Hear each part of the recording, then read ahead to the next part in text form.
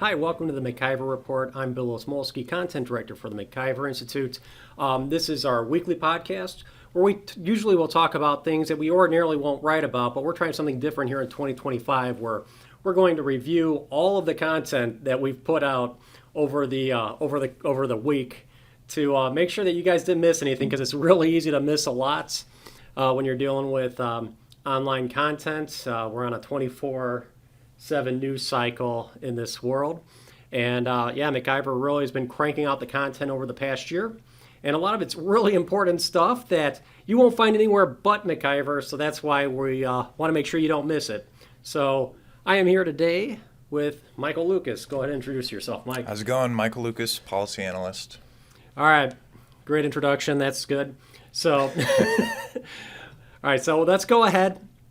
And we're just going to run through the stories. We got them organized in a somewhat logical sequence. So let's start. This is the MacIver Report. All right, the date's wrong. That's fine. I'll edit, January. Edit that out. Why didn't you say something? All right. I didn't know. Looking up on an article. All right, so we have Dan O'Donnell. He is a columnist here. He also obviously is the late afternoon radio show host for WISN and iHeart Radio in Milwaukee and Madison now. So he does a video column for us in addition to the text column, and this one was about the Biden administration and how turns out that, even though anybody that's ever watched a news story about Joe Biden could tell you that Joe is suffering from cognitive decline, and he isn't exactly there, and it's obvious that he can't actually be running the country. It's finally, essentially been admitted that he hasn't been running the country. So, yeah. Mike, do you have any thoughts on that one? Or? This is a really, obvious attempt to try and save face and essentially rewrite the history of the last 4 years that Biden has been president. I mean, how many times did we see Biden just wander off, walking into, a tree line or into a bush or something that's in the background?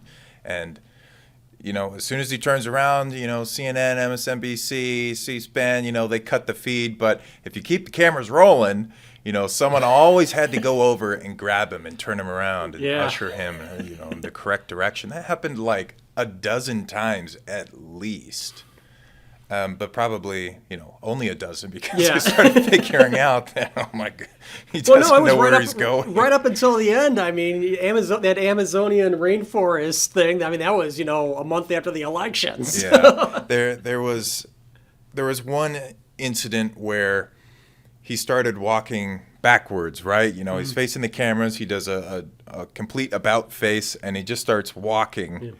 And he probably makes like 30, 40 feet of ground, and, his security detail, some Secret Service guys just like, we'll just keep walking this direction. So it seems like, this was the way you were supposed to go. But he just ended up walking behind a bush. I mean, I don't know if you follow Shane Gillis, the comedian. Oh, yes. Yeah, it's like he's got the bit where, like, whenever Biden finishes a speech, he goes into Roomba mode where he just kind of like starts bumping around the room. All right, so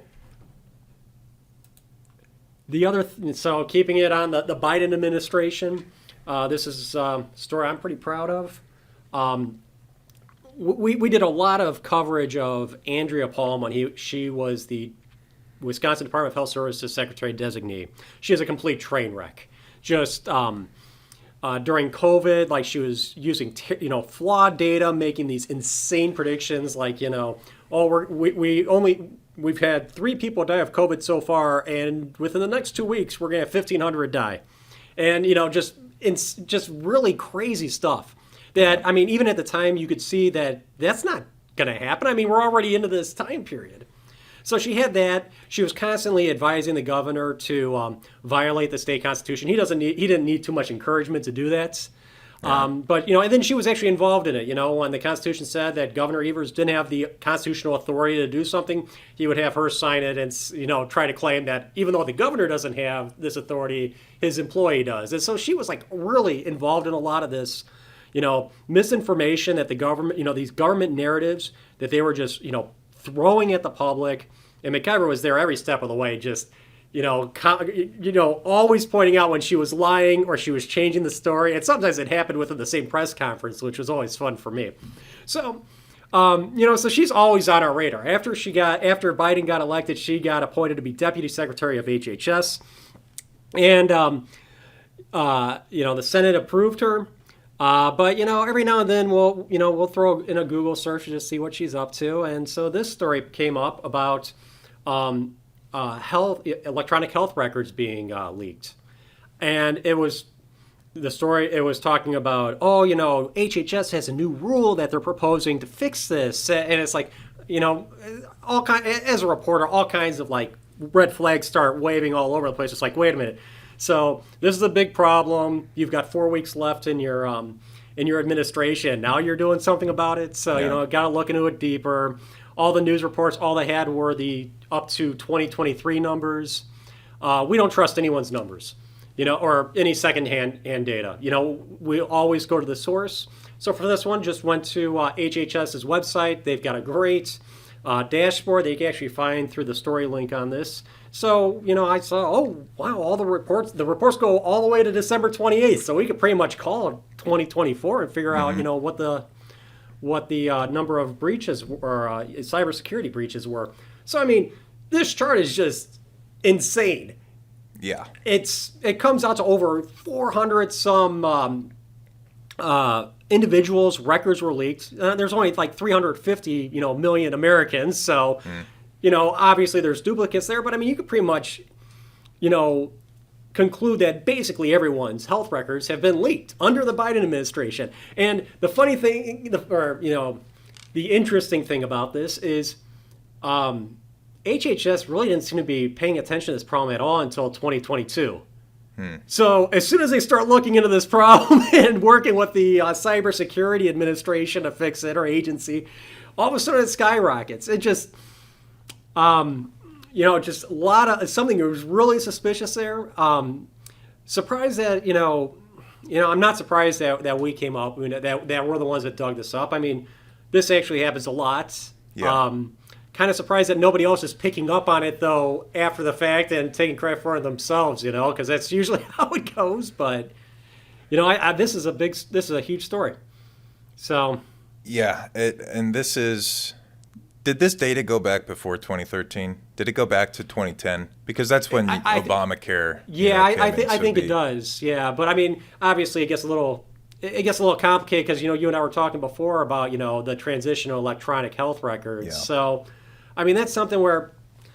Here's the thing. So the main reason for this is because we started digitizing health records. And when you digitize something, it has to be saved somewhere physically on a hard drive.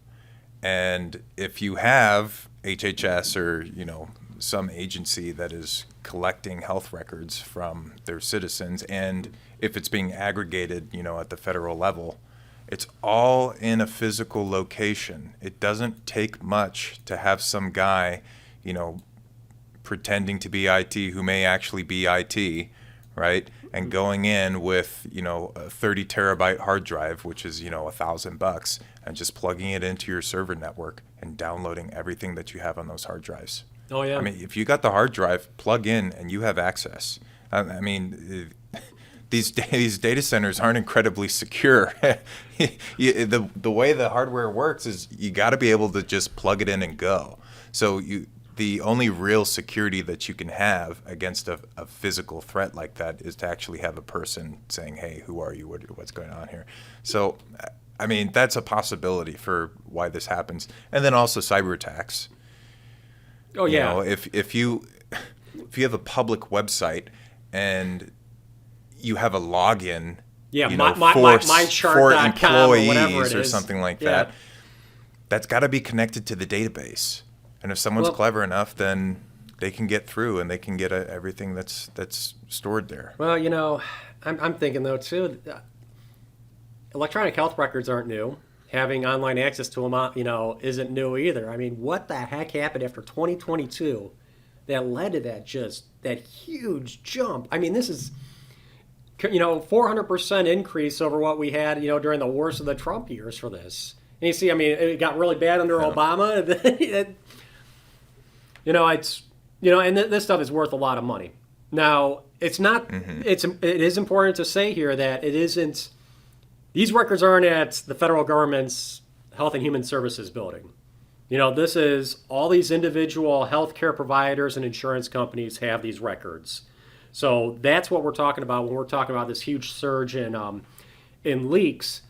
But it just, HHS is the government organization responsible for making sure that this doesn't happen, that the private sector doesn't screw up this bad. So what the heck happened after 2022? After Andrea Palm was on the case, how did things get this bad suddenly? But, all right, we could talk about this all day. We aren't going to solve that, but just food for thought, and check out that story because that is a really important one that's not getting a lot of attention. All right, so we have 2 columns this week about Governor Evers, the anti-constitutionalist. This is something that, the MacIver Institute, we have been on top of since the beginning of Evers' administration. And it's really, people might have a hard time believing this, but, Governor Evers is like a significant threat to constitutional government, at least in Wisconsin. And, we don't really see these kinds of attacks on state constitutions around the country because a lot of times Wisconsin's kind of like the bellwether. It's like, well, we're the great experiment lab, the laboratory for liberal policies and what they can get away with. So we've like I said, we've been tracking this, during COVID. It was right out of the gate. He was just breaking the Constitution left and right. He couldn't care. It's things like your local elected offices, like the county offices. Those terms are set by the Constitution. It's the term for county supervisor runs from this date to this date in April. Evers tried to cancel the election, which is unconstitutional on his own authority. And then he said those offices, they could just, keep serving indefinitely until we can have an election. I mean, that's a constitutional crisis right there. Yeah. That was the Supreme Court stepped in and put an end to that right away. You had all the deals with his emergency orders, trying to seize the authority to have unending emergency orders by just saying, this one expired, so here's a new one. And, pulling that stuff, just talked about with Andrea Palm, how you don't have the authority to do this. Okay, well, I'm going to have my health secretary do it then. If you don't have the authority, she doesn't have the authority. He took away state redistricting, map redistricting away from the legislature, constitutional authority. Evers didn't care. He created his own process, and because the Supreme Court's run by liberals, they went along with it and let them strip that power away from the legislature. Took away the legislature's some of their fiscal oversight authority. Now they're going after in the Supreme Court on the 16th, going after the legislature's authority to review rules and regulations that bureaucrats come up with, because those are essentially laws, and the legislature is in charge of writing laws. It's really been. Then the funny line item veto. We got abuse power where he's striking individual characters. That's right. We've got a constitutional amendment that says that, or the Constitution says, you can't do Frankenstein vetoes. You can't cross out letters and individual digits to create, new policy. And, he went and did that anyway. So, that's going to be a Supreme Court case because, another just whatever stands in his way, he doesn't care, And so this, and this week he decided, well, I've really, we're doing great stripping the legislature of its power. But we still need somebody to write some of these laws. I mean, you can only go so crazy when it comes to writing rules and regulations.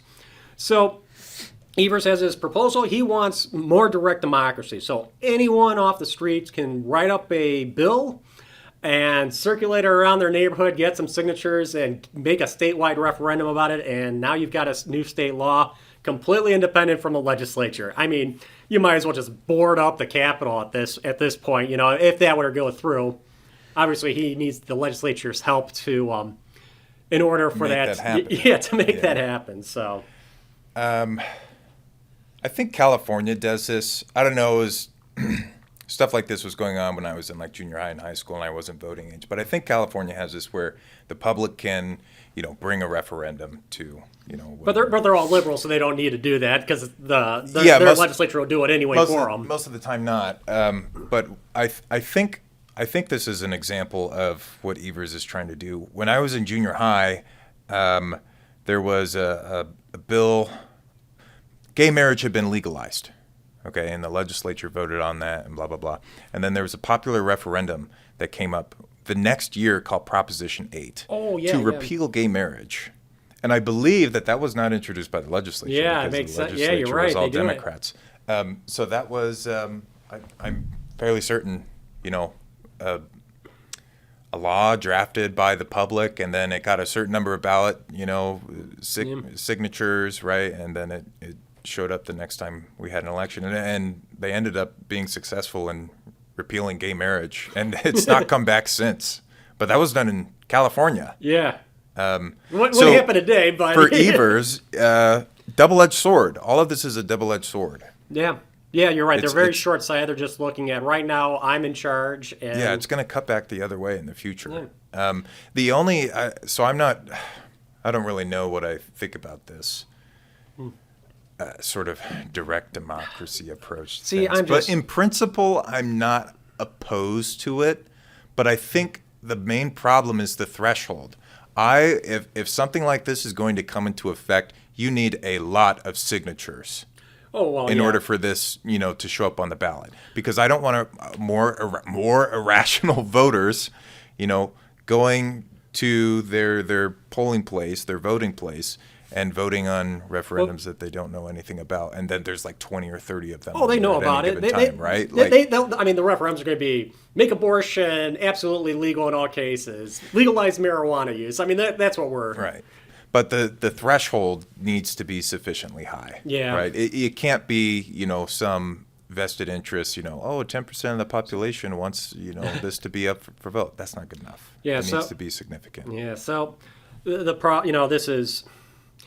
I've been picking up on a theme for a while now, where we have democracy. We have these democratic methods, mechanisms. So, like, let's say we had the statewide proposition mechanism, and then you'll have the lawmaker. And it's going to be all these individual issues, and there's going to be consequences to those issues.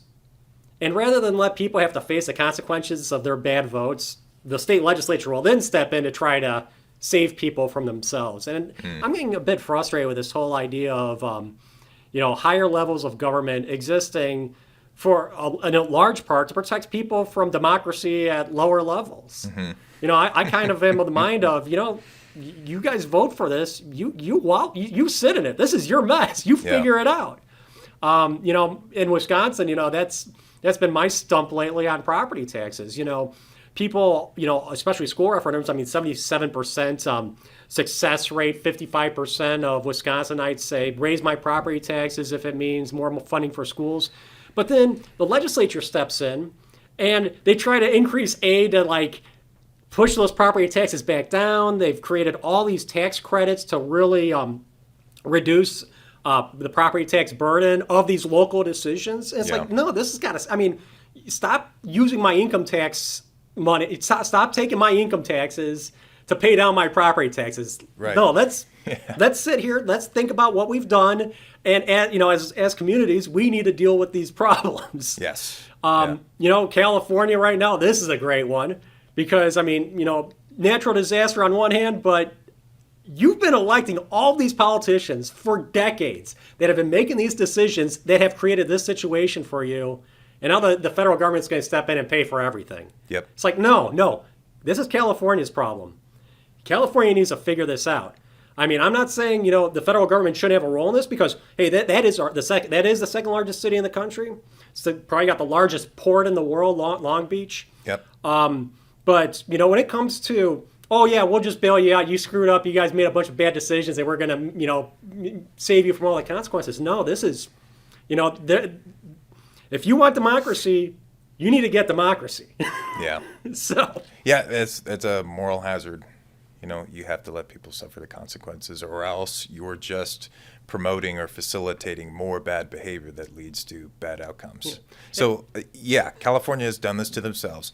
Last time we met, a couple days ago, I was talking about how forestry in California, the entire industry is just destroyed. It doesn't exist anymore. And that's because all of these people in Los Angeles who live in a freaking desert and have, see a tree once a year, all these people living in the desert are like, oh, we love the trees so much, we have to protect them, so let's prevent logging, right?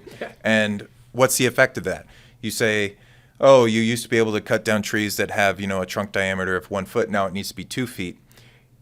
Okay, you're going to have a lot more trees in your forest, and having more trees means that you have more burnable fuel for fires. And if you don't let private people go in there and clear out these trees, and especially clear out the sick trees, which they also do not let you do, when inevitably a fire happens, it's going to just get out of control. And as they increase the size of the tree, that you can fell for lumber, the frequency and the severity of fires grows. It increases. It's freaking geometric. And same thing with water. They have terrible water policies. They don't raise the price of water, and they just let it run out, and then they institute rationing. They do this in counties all the time in California. Same thing with electricity. They screwed that up too, electricity as well. So I mean, and this kind of gets to why higher levels of government feel like they need to step in. Because, I mean, Los Angeles, you let liberals run a place long enough, they're going to burn it to the ground. And in this case, literally. Yeah. I mean, that's why, when Milwaukee wants to raise taxes here and there, I mean, there's part of me where it's like, let them. Let them raise taxes, 20, let their mill rate be 25, percent. Let their sales tax be 20%. I don't, that's what they want to do. If that's what the local people are willing to vote for and continue to keep in office, let them. But then you have the problem of a major economic center now burning to the ground because of these policies. So I do get there. It's not a simple, just let them wallow in it. But, it is a discussion point that needs to be addressed. Yeah. So we had, like I said, we had two stories. We had one from Dan O'Donnell about this. Then we had one from Richard Moore getting at the same thing. I mean, hey, it's mob rule.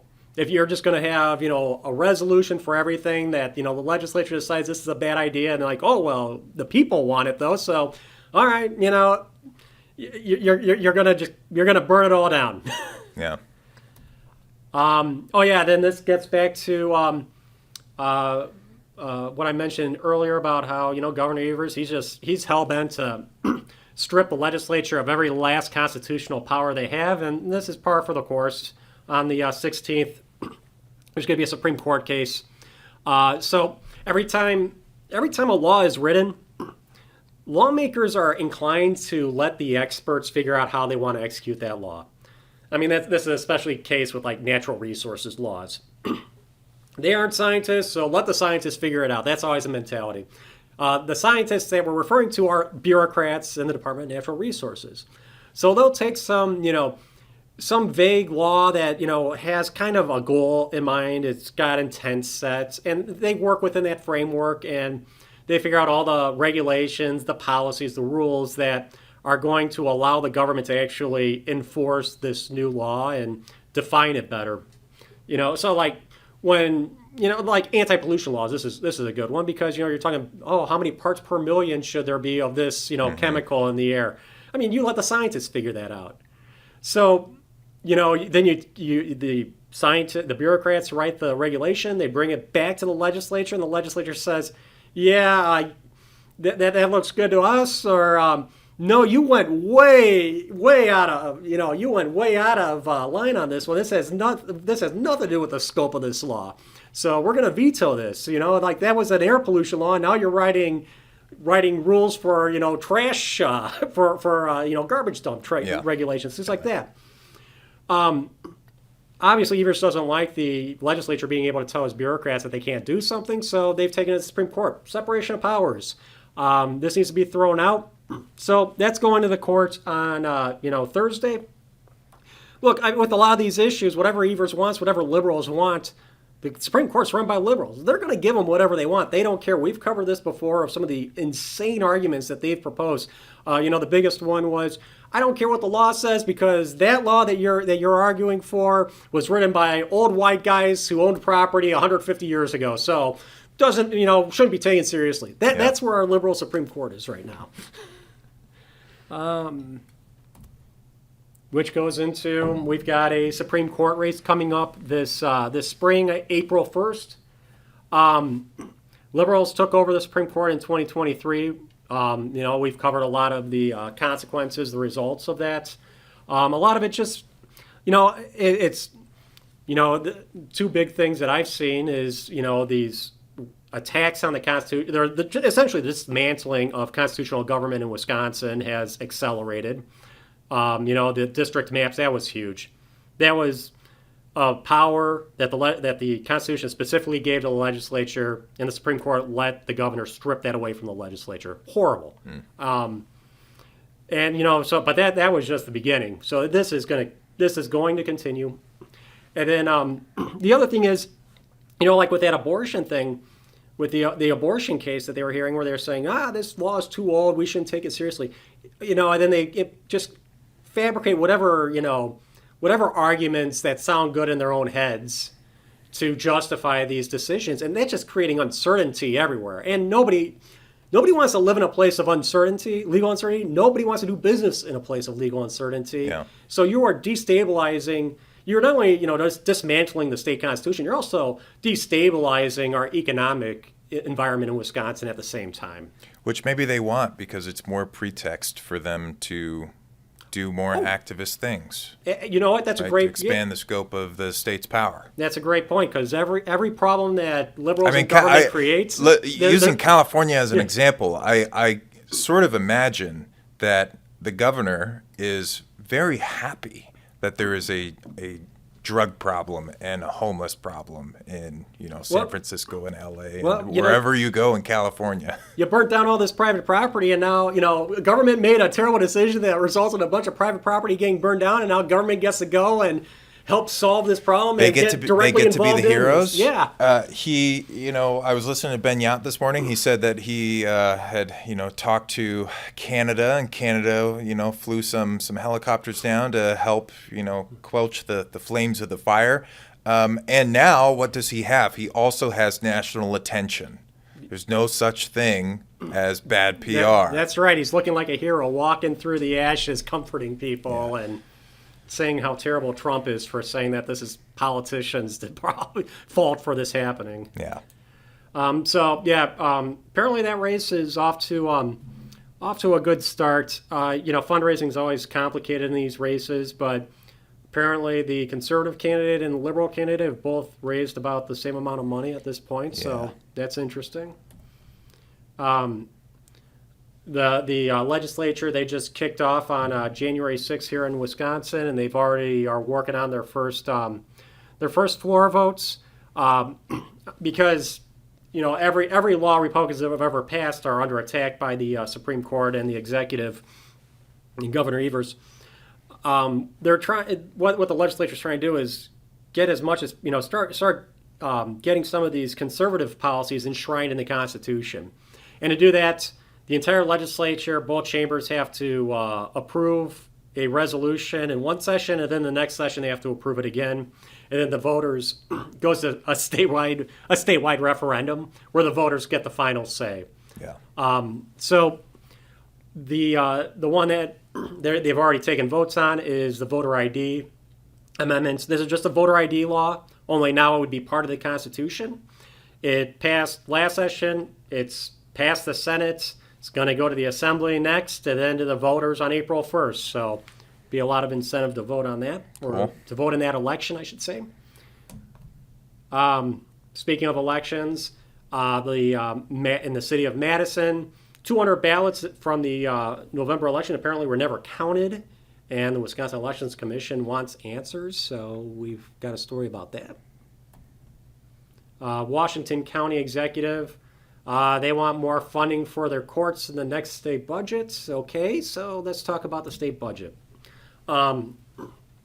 We cover the budget exhaustively at the MacIver Institute. We're going to be doing that again within the next week or two. We're going to be publishing our big overview piece of the budget, and we're going to continue updating that piece throughout the budget process. So you could bookmark this one story that we're going to put out. It's going to tell you exactly where we're at in the budget process, what's going on, and it'll have links to all of our. We're going to continually update that by adding hyperlinks into our stories that were our ongoing coverage. So, new legislative session. We got new committee members, and so a couple of the new Republicans on Joint Finance Committee. They want to see low taxes. They want to see a conservative state budget. We'll see how this goes. I mean, one of the things that we're pointing out at MacIver is Wisconsin does incremental budgeting, which is horrible. We think that they should switch to performance-based budgeting, which they've toyed with the idea. They've just never had the guts to actually go and take that next step. And in incremental budgeting, every budget's bigger than the last one. So it starts to feel disingenuous at the end of every budget session when each budget law is signed into law, where it's increased spending by like 10, 15%, and then you have all these lawmakers saying, oh, I'm so proud of this conservative budget. It's not a conservative budget. Until you start actually cutting spending, decreasing the size, the scope of state government, I mean, you don't get to keep on adding to the pile and telling us that, you're creating a conservative budget. So. Yeah. And I mean, what's the rationale for incremental budgeting? Assuming that your population is growing and that there's more people in your state that need these services and whatnot.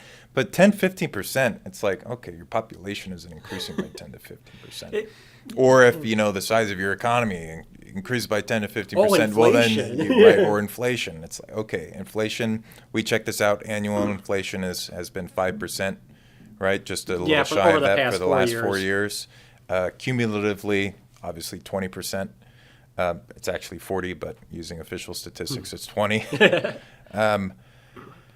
So government doesn't really need to do much. I think conservatives understand this. 99% of what the government does, they don't need to be doing. Well, yeah. Well, and what they do, they don't do a good job at. Well, and as I was saying earlier, it feels like these higher levels of government, one of their primary functions is protecting lower levels of government from democracy. Yes. So one of the things that we're going to be continually pointing out in this budget debate is 40% of Wisconsin's discretionary state budget goes to trying to keep property taxes down at lower levels of government. So we're essentially our entire income tax collection is essentially dedicated to making sure that your property taxes aren't too high. Sounds like we need income tax reform. Yeah, that could be part of it for sure. Why do we do incremental budgeting? It's politically very easy. It maintains the status quo. Yeah. And it's also the budget process, the actual writing of the budget. It's a lot easier. It just, what did we spend last year? Let's add a little bit more to that. Add a little more. There's probably some more people. So, all right. So then we get kind of along these lines of how irresponsible government is with money. Just 5% of Wisconsin's opioid settlement money was spent on substance abuse treatment. So, yeah.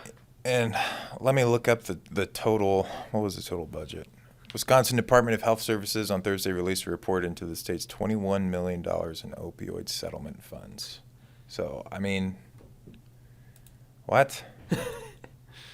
Yeah, so, all right. I guess the crux of substance abuse is not substance abuse, but potentially, administering substance abuse. So you need to build lots of buildings and buy lots of desks so that you can Everyone works help remote, people not you use don't heroin. Yeah. All right, next one. Report: less than half of Wisconsin parents satisfied with their kids' school. This was a research report. I think Will did this, our a fellow think tank here in the state.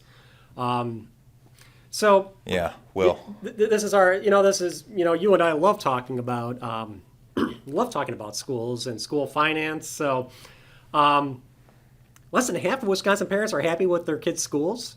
Why are they still sending them to these schools? That's the first, and, remember, there is overwhelming support for raising property taxes to pay for schools.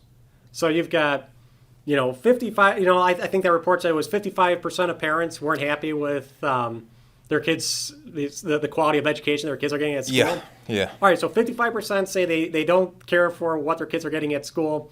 And also, we've got that old Marquette poll from a year ago. 55% of Wisconsinites want higher property taxes to pay for schools. Yeah. So, I would like to know, what specifically aren't you happy about? Are you not happy with the school because your kid can't read? Are you not happy with the school because your kid's grades are lower than you want them to be? Are you not happy because there was, some stink made about, cutting the baseball team's, budget or something, or they're getting rid of travel ball or something? What specifically aren't you happy with? If your kid can't read, you need to be reading with them. Sorry, the schools don't care and teachers don't have the time. well, They're not going. They've got 30 kids in a classroom. Half of them can't read at a 6th grade level if they're 9th graders. Okay, they cannot go to each kid individually and help them become proficient. It's incredibly unrealistic. well, you also can't. So your alternative then is to seek another school. Seek out another school, do homeschooling, or teach your kids yourselves. Teaching is a very intuitive thing. It's not difficult at all. If you graduated high school, you can teach your kids up through high school. There are a lot of families in this state that do homeschooling that don't even get, any benefit from the state to do it. There's all kinds of online programs. There's all kinds of, local groups that, Yeah. help each other out. Yeah, they're these homeschool co-ops. Yeah. Right? This is sort of what they are. You meet once, twice, 3 days a week or something like that with other kids in the same program, and whatever. You And- have sort of a joint class, or they get their social interaction, which everyone seems to be is just so imperative that, oh my gosh, homeschool kids, they just don't know how to talk to people. Whatever. We've got a bunch public of school kids don't know how to read. So Yeah, I mean, but we're, that's one of the other themes that I've picked up on from homeschooling families is, whereas the public schools will have your kids 8 hours a day, they're able to teach their kids like in an hour a day. And an hour Yeah. a day will get them way ahead of where the public school kids are for 8 hours a day. Yeah. So much time within a classroom is spent on getting everyone to pay attention or trying to keep certain students quiet. So when you have a 55-minute class and 20 minutes, 30 minutes, depends how rowdy the kids are spent trying to get everyone to shut up and sit down and pay attention, that just it destroys the learning environment. You don't need 55 minutes Yeah. in any of these things. Yeah, I was doing lessons in 30 minutes. Yeah. 30 minutes, and then it's like, okay, we got enough time. Here's your homework. I was teaching math, Yeah. guys. I was teaching geometry. I'm doing a geometry lesson in 30 minutes. So one of the, and this kind of starts getting into why it's so hard to reform public education. Why everybody's so willing to just empty their pockets out for it. And you aren't getting educated at public school. That's not the point of it. The left has its own agenda. We've talked about Correct. that before. But I mean, let's face it. When it comes to these parents that aren't happy with the quality of education, that's not at the top of their list. No. For a lot of parents, the number one purpose of public education is to have a free babysitter while I'm at work. Yes. And number two is sports. Yes. And then you start getting into math and reading, and you're Which way is down the list. Which is a weekend babysitter. Yeah. Because your kids go away, on a tournament, every other weekend, once a month, whatever it is, or they go play a baseball game, and in Milwaukee, an hour away. Great, you got the house to yourself on Saturday. So this is a challenge for us as conservatives, people that want to see actual academic achievement from these schools. We want to see schools that are producing citizens that can participate in democracy, contribute to the workforce, be successful in higher education. These are the expectations that we talk about, but we have to deal with this elephant in the room where even a lot of conservatives. A lot of conservatives still support public education, and a big factor of that is free daycare, sports. Sports, big time. Yeah. It's an American phenomenon. We just love sports. Everyone needs to understand your kid isn't going pro. They're not. Yeah. They're not. I actually got in trouble when I was a teacher because I I did a morning assembly where I was talking about, why you should focus on your schooling. And everyone's an athlete in high school. Everyone's on track or football or whatever, soccer or whatever it is. And I said, do you know what percentage of high school students who play sports end up playing for a Division I sports team? It's about, I don't remember the number, 7%. Yeah. Do you know what percentage of Division I athletes end up becoming professional? 2%. Let's do the math, guys. Yeah. Multiply that. Yeah. What's 2% of 7%? Freaking zero. They're not going pro. And a lot of parents, too, at the same time are like, well, yeah, I don't have no delusions about, my kid going pro, but it'll get them into college. It'll get them into college on a sports scholarship. College sports are a huge source of revenue for universities and colleges. When your kid is a college athlete, they're not a student. They're not learning anything. I had a friend in high school who ended up getting a full ride scholarship to play volleyball at University of Southern California. Really good private school in California. Really good. And she was playing volleyball full time. And you know what her major was? Her major was biology. Sounds really great, right? Every single athlete at USC, for the most part, was a biology major. And the reason was it was the easiest major. Oh, wow. Because it had the fewest number of credit requirements. You could get away with, having classes 3-4 days a week, right? Mm-hmm. And you're good. You're covering your course requirements. And just the material, the subject itself is an easy subject. Really easy subject. So it looks really good on paper. You have all these kids with biology degrees. Biologists don't make crap when they go out into the professional world. And if you think that your kid is majoring in biology and they're going to become a physician, biology majors have the lowest scores on the MCAT of any major. Oh, wow. If it's biochemistry, great. Yeah. They're in a good spot. If it's pre-law, great. If it's pre-med, terrible. They're at the bottom. Economics is like one of the best things you can major in to become a physician. I've heard that like the medical schools, they like different types of undergrad degrees to, change your, have different perspectives or. Well, it's just that some subjects are more rigorous and do a better job of teaching you how to think. And biology is not one of those. Biology is essentially rote. All right, so here's a question. Anyway.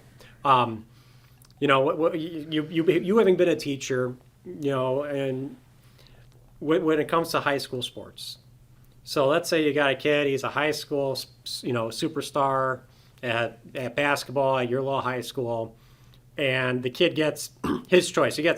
Let's say he gets an academic scholarship to a really good school, and then he gets a full ride sports scholarship where you play Division I ball at like University of Illinois, Chicago. What do those kids do? Like, hey, you could go to, say, you could go to Pennsylvania, University of Pennsylvania, full academic scholarship, or you go to University of Illinois, Chicago for, and play basketball. They choose sports every time. Every time? They want to be superstars. These kids are being lied to. They're being told that they're going to be a superstar, that, you're going to go pro or semi-pro at least, right? That you can, play 1 or 2 years, in the NFL. You don't have a chance. Yeah. You do not have a chance. It's not you. And this is especially important for baseball players to understand because, every little league coach, coaches his son's team, all the dads are there. They're all the assistant coaches. And like, man, dude, my kid's the fastest kid in AA right now. He is just, wow, he beats everyone. Like, this kid's going to be a prodigy. Oh, my kid's the best shortstop in the league. Like, every dad can say that about his kid. Like, someone is always the best at something. And so they end up feeding this vision to their sons about how, like, oh, you're so good. And they go and they play high school ball, and they got all the best gear. They got the Oakley glasses, and they got the new BB Core 2 baseball bat and all this crap, right, to play the part that they are a superstar, that they are, the muscle of the team. The reality is that if you are a high school baseball player and you are not being scouted as a freshman, you don't go to the MLB. You don't even make it to AAA or AA. You have to be scouted freshman year, sophomore year at the latest. The only time you're going to get scouted in junior year and senior year is for college baseball teams. If you're there's college baseball teams all across the country. There's hundreds of them. It doesn't mean anything to play college baseball because the pool of people that make it to the MLB is just a few hundred. You're not the few hundred. There are 100 million boys playing baseball in this country. You're not them. And yet everyone thinks that this is the path to success and happiness. So does realization set in, like, for some of these kids, like when they're 13 years old, 14 years old, and it's like, jeez, I'm going to be a junior. I haven't been scouted yet. I'm in a bad spot. It set in for me sophomore year. It helped that I got injured and I couldn't run and I was benched the entire season. And I wasn't having fun anymore. And I just decided I'll just do water polo full time. And then I actually played a sport for the right reason because there's no professional league for water polo. And there's not a whole lot of scholarships being handed out there's for no water polo. Yeah. Only in California are there. It's pretty big in California. I knew a lot of guys who did it. But, you're not setting yourself up for life and playing water polo. Well, I was going to say volleyball is the same thing, but apparently that Same still thing dominates for people's lives. For volleyball, yeah. But they choose the sports. And for most of these kids, it only sets in after college because all of them end up with what? A blown out knee. Yeah. And you always see these guys that are now football coaches and they're hobbling around the field. They're like, yeah, would have gone to the NFL if not for this old knee. It's like, dude, yeah, well, you're smashing into other dudes who are 400 pounds. And of course, anyway. All right, so the last one we got is kind of on this topic too. Assembly Speaker Robin Voss says fixing the school's test scores is a top priority. I mean, yeah, just like we've been saying, he's going to run into the problem of, it sounds great to say test scores are a top priority. Parents will tell you that, but it's not really their top priority. Yeah, the test score manipulation, right, and how these things are scored is a big reason why I have been wary to get into Wisconsin test scores, literacy rates and all those things, is because you just can't trust it. What you do have a couple of alternatives. There are national tests that are done like every other year or something. I think it's called the National Education Statistics, NESA or something like that. Real quick though, just to define this a little bit better, as we jump in. So number one priority, I want a babysitter. Number two priority, sports. Number three priority, grades. But I don't care if my kid learns anything. I just want them to get straight A's. So that's kind of what you're getting into here. Yes. Yeah. It doesn't matter. So you have this prisoner's dilemma going on, this game that's going on between schools in the same district and in different districts. Everyone else is inflating their students' grades, so you have to too. Okay? So people don't care. They just want, their kids to have 4.0s. But you can't trust these scores because these scores, what I believe, don't quote me on this, I believe that when they release these scores, they tell you proficiency, right? So-and-so, this percentage of students are proficient, this percent are above average, these ones are excelling, these ones are below average or, failing, whatever it is. But they do not tell you the absolute score on these tests. When these state tests are handed out, or if it's an EOC, an end of course examination, right, something that's comprehensive, okay, there's 50 questions on the test, it's multiple choice. What I want to know is what percentage of those did the kid get right? You can get 25% of those correct and end up as proficient. Oh. So how is it that an F on an exam is in any way indicative of your knowledge of a subject? It's not at all. In Florida, for certain courses, you're required, in order to graduate, to pass EOC's end of course examinations for certain subjects. Geometry is one, U.S. history, things like that. And what Florida does is they look at the absolute score on these tests. You need a 70%.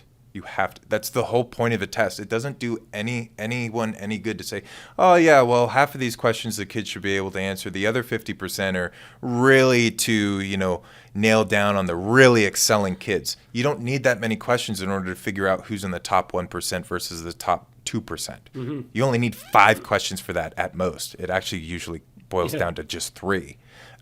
But look at the SATs. SATs and ACT is not quite as good, but the SAT does exactly that. SAT is a quotient and it's relative, but the quotient scores actually match up with the absolute score. So if you get 80% of the questions correct on the SAT, then you end up in the top 20%, right? So makes sense. These Wisconsin's tests aren't like that. Well, we keep changing them too. I mean, we've changed it so you can't even compare it to themselves anymore. Right. You can't compare kids across schools, and you can't compare kids across time. And yeah, we can't compare year to year right now either. So across time. So so I mean, this is going to be a continuing topic. Oh yes. Ran through a lot here. Hey, we aren't able to get through everything in this podcast. It's we have content coming up every day, at least 2 or 3 stories and perspectives every single day on our website. So be sure to check back regularly. Follow us on Twitter. MacIver Whisk and News MacIver always have new stuff coming up on Twitter, X, and Facebook. So so a lot of stuff is always happening in Wisconsin. We are, there's a reason why we're a political battleground, is because everyone's trying out their ideas here. So be sure to check back here, regularly. Thank you for joining us for this podcast. It's Friday afternoon for us. We're going to try to get this out so that you can listen to this over the weekend, and we'll see you next week. Yeah.